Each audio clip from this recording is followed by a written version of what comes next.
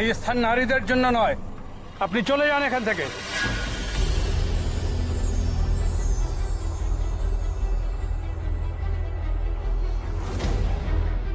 আশ্চর্য, গুরুদেব ওনাকে বাধা দিচ্ছেন না কেন?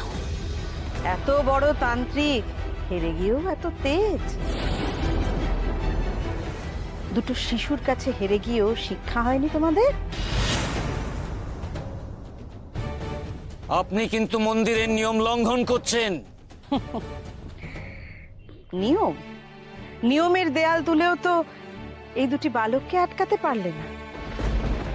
তারা তো একটিবারেই পরীক্ষায় উত্তীর্ণ হলো।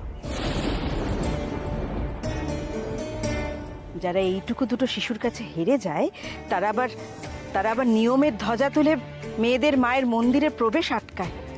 দুও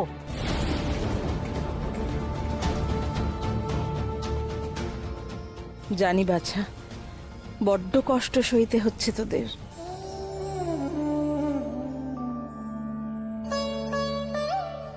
কিন্তু তোরাই যে আমার ভরসা।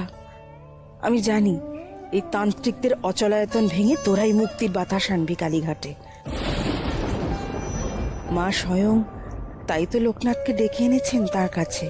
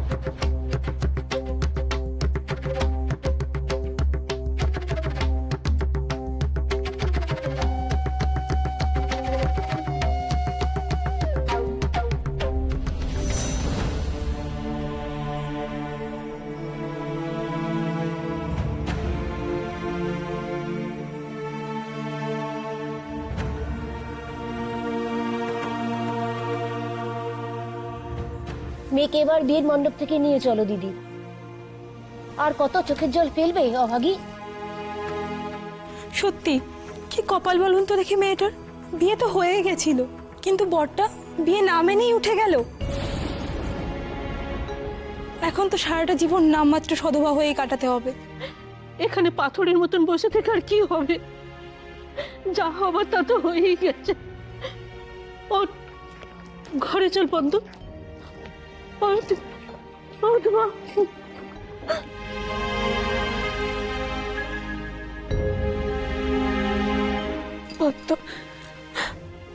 আমায় ক্ষমা করে দেব। আমি বুঝতে পারিনি ঠাকুরপো এমনটা করতে পারে। আসলে আসলে করালির সাথে সে বিয়েটা মানতে পারেনি বলেই আমরা এই বিয়ের তোড়জোড় করেছিলাম। শুধুমাত্র তার সুখের জন্য করালি ঘর ছেড়ে চলে গেছে, সারা জীবনের জন্য তাকে সব বাঁধন থেকে মুক্তি দিয়ে। শত কষ্ট হলেও আমরা পদ্মর মধ্য দিয়ে নিজের মেয়েকে খুঁজে পেতে চেয়েছিলাম, কিন্তু ওর সাথেও যে এমন বড় অবিচার হবে একেবারেই ভাবতে পারিনি। আপনাদের মেয়ের সঙ্গে ওর বিবাহ হয়েছে জেনে এ বিয়েতে আমি প্রথমে মত দিতে পারিনি। শুধুমাত্র ওর মুখের দিকে তাকিয়ে ওর কথা ভেবে আমি এই বিয়েতে মত বদলাতে বাধ্য হয়েছিলাম। সেদিন যদি আপনার দেওরের বদলে আমার মেয়ে কঠিন অসুখে মারা যেত তাহলে ভালো হতো। এখন তো ওকে সমাজ সংসার কেউ মেনে নেবে না। অমন কথা বলবেন না, তো ভাই আপনার কাছে আমি ঠাকুরপোকে ঠিক রাজি করাবো ভক্তর সাথে সংসার করার জন্য। আমাকে দয়া করে একটু সময় দিন। কাকে বোঝাবেন?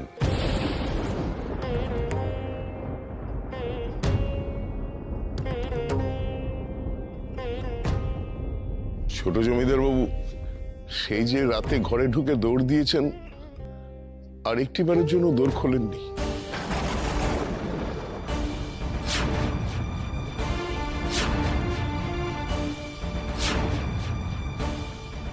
সবার এত ডাকাডাকিতে তিনি সাড়া দিচ্ছেন না।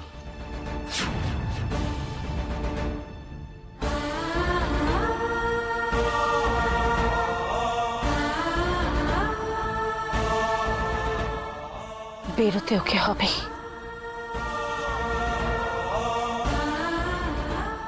পদ্মর জীবন আমি এইভাবে নষ্ট হতে দেব না। আমি আমার স্বামীর কর্তব্য পালন করব।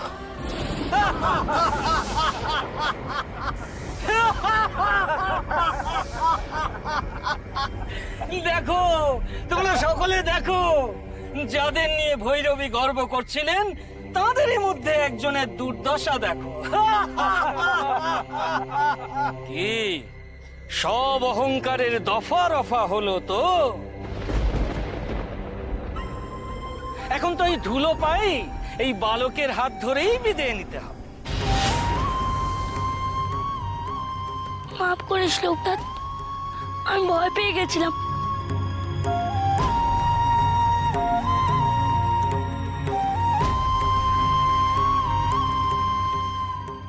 পেনি, তুই কাঁদিস না, এই যে বড় অন্যায়।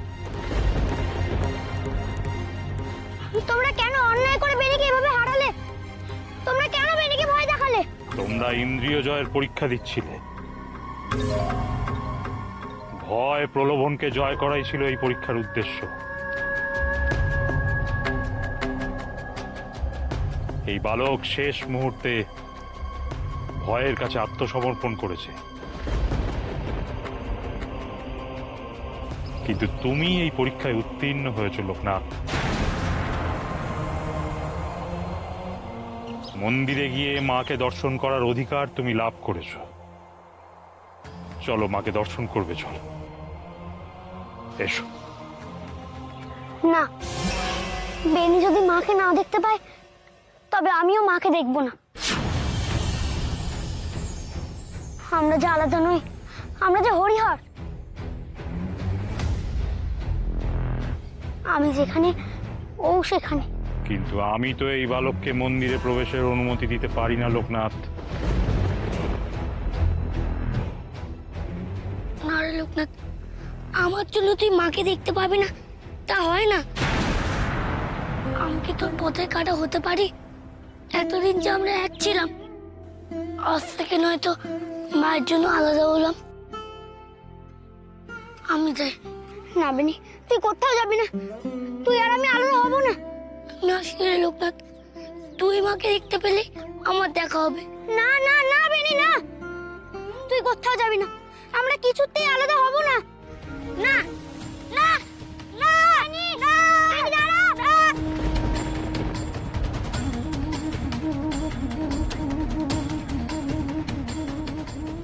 আমাকে যেতে দাও না গো, আমাকে বেনিকে আটকাতেই হবে। ওদের চলে যাচ্ছে, দেখছো না? আজ যদি তুই মাকে না দেখে চলে যাস, তাহলে এই মন্দিরের দরজা চিরকালের জন্য বন্ধ হয়ে যাবে তোর জন্য। শত পরীক্ষা দিয়েও, শত পায়ে ধরেও এই মন্দিরে তুই আর কিছুতেই প্রবেশ করতে পারবি না, কিছুতেই না। না, ও আজই মাকে দেখবে। আমার জন্য থেমে যাবে না। আমি আসি রে লোকনাথ। না বেনি, তুই যাস না। ভৈরবী মা, ওকে আটকাও। আমাকে আমাকে তোমরা যেতে দাও না, যেতে দাও না বেনির কাছে। বেনি, বেনি দাঁড়া ভাই। ছাড়ো লোকনাথকে। এক যাত্রায় ওদের পৃথক ফল হবে না। তোমরা লোকনাথের জন্য মায়ের দরজা বন্ধ করার কে? যেদিন লোকনাথ ফিরিয়ে আনবে বেনিকে, সেদিন মা নিজেই ওদের জন্য দরজা খুলে দেবেন।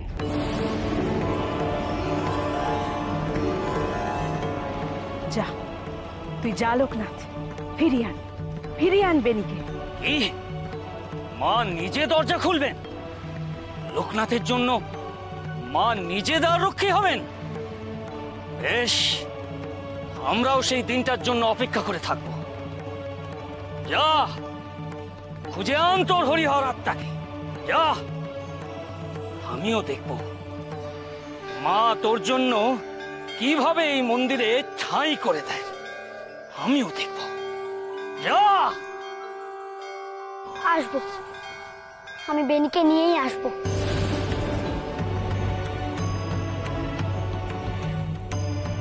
তুমি দেখো মা, আমি বেনিকে নিয়েই মন্দিরে প্রবেশ করব।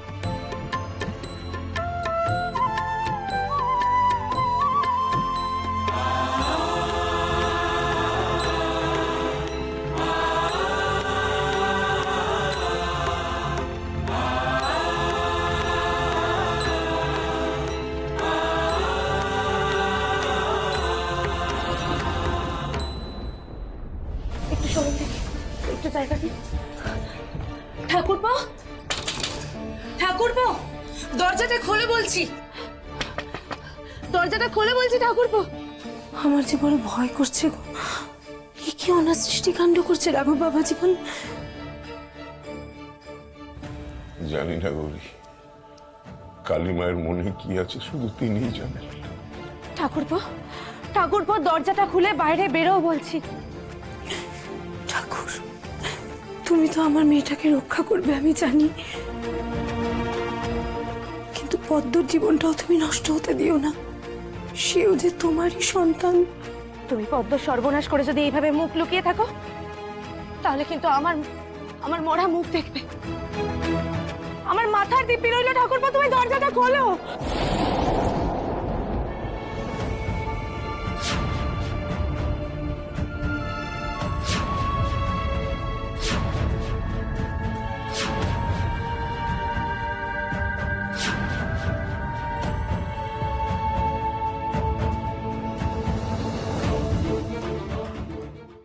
ঠাকুরপো, তুমি এভাবে।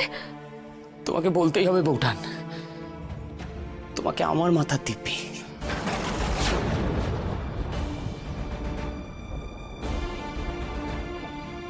তোমরা তোমরা কি জানো দাদা কোথায় গেছে, কেন গেছে? তোমার দাদা করালির খোঁজে বেরিয়েছেন, সেই কথা পত্রে লিখে দিয়ে গেছেন। দাদা আগাগোড়াই ঠিক ছিল বৌঠান, তাই তো করালির খোঁজে গেছে। আমিও সেই পথেই যাব। না না ছোট জমিদার বাবু, আপনি করালির খোঁজে কেন যাবেন? সে তো আপনাকে বিবাহ বন্ধন থেকে মুক্তি দিয়ে গেছে। তাতেই তো সবকিছু শেষ হয়ে যায় না। বিয়ের বন্ধন থেকে আমি মুক্তি পেলেও নিজের পাপ থেকে তো আমি মুক্তি পাইনি। করালির মর্ম না বুঝে আমি পাপ করেছি, অসম্মান করেছি তাকে। পদ্মকেও ঠকিয়েছি আমি, ওর মাথায় সিঁদুর পরিয়ে একের পর এক অন্যায় আমি করে গেছি। তার প্রায়শ্চিত্ত তো আমাকেই করতে হবে। আমাকে আমাকে ক্ষমা করো বৌঠান, সংসারে আমার আর ঠাঁই রইল না। ঠাকুরপো,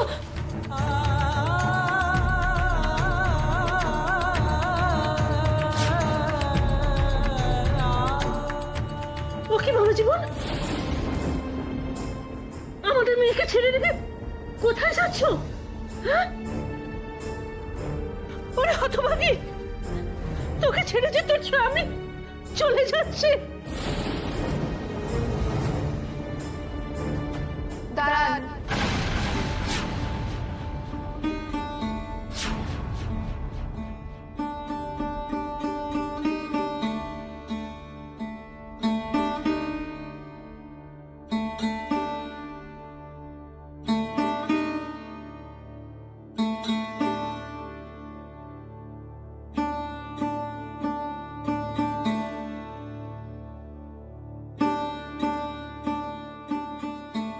আমি জানি আপনি আমার উপর শোধ নিচ্ছেন।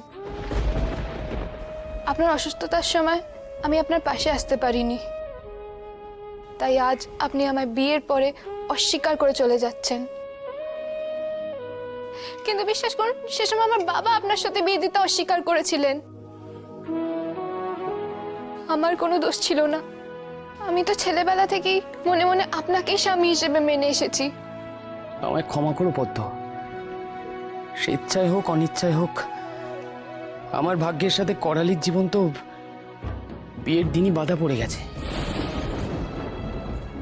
সেই বন্ধন আমি অস্বীকার করব কি করে? কাল তোমায় বিয়ের সময় আমি প্রতিটা মুহূর্ত তাকেই দেখেছি। কি হলো, চেয়ে রইলেন যে? সিঁদুর পরাবেন না? করালির মুখ মনে করেই আমি তোমার স্মৃতিতে সিঁদুর পরিয়ে দিয়েছি। তোমার কাছে আমি সত্যি ক্ষমা প্রার্থী পদ্ম। আমার জীবনে করালির ভূমিকা কতটা সেইটা বুঝতে গিয়ে আমি তোমার সঙ্গে অন্যায় করে ফেলেছি। আমি জানি না সেই অন্যায়ের কোনো ক্ষমা হয় কিনা। তাই তোমার কাছে আমার একটাই অনুরোধ পদ্ম, পারলে আমায় ক্ষমা করো। এই আপনার পায়ে পড়ছি, আমাকে ফেলে রেখে যাবেন না। সমাজে আমি মুখ দেখাবো কেমন করে? সবাই কি বলবে? আমি স্বামীর পরিত্যক্তা হয়ে সারাটা জীবন কেমন করে কাটাবো? একবারও ভেবে দেখেছেন আমার কি হবে? তোমার আর করালির মধ্যে এটাই তফাৎ পদ্ম। তোমার শুধু আমি আর আমি। আর করালি সে নিঃস্বার্থভাবে তার সবকিছু ছেড়ে চলে গেছে সবার জন্য। এমনকি আমার সুখের জন্য তার সমস্ত কিছু ছেড়ে যেতে, নিজের অধিকারটুকু ছেড়ে যেতেও দ্বিধা করেনি। তাই হয়তো তোমাদের দুজনের মধ্যে করালি আমার মনটা জিতে নিল। তুমি পারলে না পদ্ম।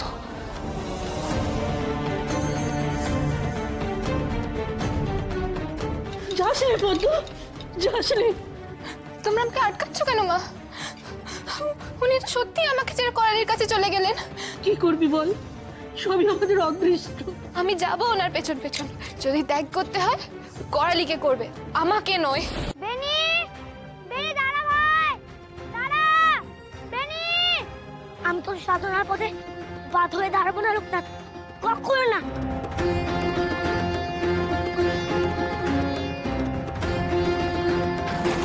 লোকনাথ, বাঁচাও! কিন্তু তুমি এই পরীক্ষায় উত্তীর্ণ হয়েছো লোকনাথ। মন্দিরে গিয়ে মাকে দর্শন করার অধিকার তুমি লাভ করেছো। না না, লোকনাথ কেন যাচ্ছে? আমাদের পথ যে আজ থেকে আলাদা। আমিও লোকনাথকে বিরক্ত করবো না।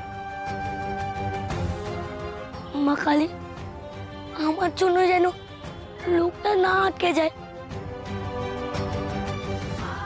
লোকনাথকে তুমি দেখা দিও মা, দেখা দিও। বেনি দাঁড়া, বেনি।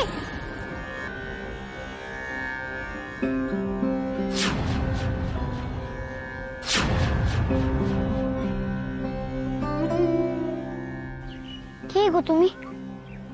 দে না বাবা, দুটি ভিক্ষে দে না। প্রতিদিন পেট ভরে খাইনি। আমার কাছে কিচ্ছু নেই গো, আমাকে ওই দিকে যেতে হবে। তোর কাছে দুটি ভিক্ষে চাইলাম আর আমায় ফিরিয়ে দিবি তুই? দে না, দে না বাপ, দে না। গুরুদেব বলে দিয়েছিলেন ভিক্ষে চাইলে ফেরাতে নেই, কিন্তু ওদিকে বেনিতে চলে যাচ্ছে। ওরে বেশি কিছু নয়, ওই কালীঘাটের মায়ের পায়ের থেকে দুটো পয়সা দেনে নিজে হাতে আমায় দে তুই, তাহলেই আমার দেশটা সব মিটে যাবে, সব মিটে যাবে। ওই দেখো, কাঁদছিস কেন রে বাচ্চা? তুমি যা চাইছো তা দেওয়ার আমার সাধ্য নেই গো। যতক্ষণ না আমি আমার বন্ধুকে ফিরে পাচ্ছি ততক্ষণ আমি মন্দিরে পা রাখতে পারবো না, এই আমি প্রতিজ্ঞা করেছি। তাকে পেলে তবেই আমি মায়ের সাথে দেখা করব। তুমি অন্য কিছু চাও মা? বোকা নাকি রে তুই? বন্ধু আগে না মা আগে? আমি স্বার্থপর হতে পারবো না গো। পেনি আর আমি যে দুজনেই সাধনার পথে বেরিয়েছি, তাহলে শুধু নিজের মুক্তির চিন্তা আমি কি করে করি? গুরুদেব বলেছেন আমাকে সকলের মুক্তির জন্য সাধনা করতে হবে। আর যদি আমি নিজের বন্ধুর পাশে না দাঁড়াতে পারি, তাহলে জগৎ সংসারের পাশে কি করে দাঁড়াবো আমি? তুমি বরং এখানে খানিকক্ষণ অপেক্ষা করো, আমি বেনিকে নিয়ে এসে তোমায় প্রসাদ দেব। যেও না কিন্তু।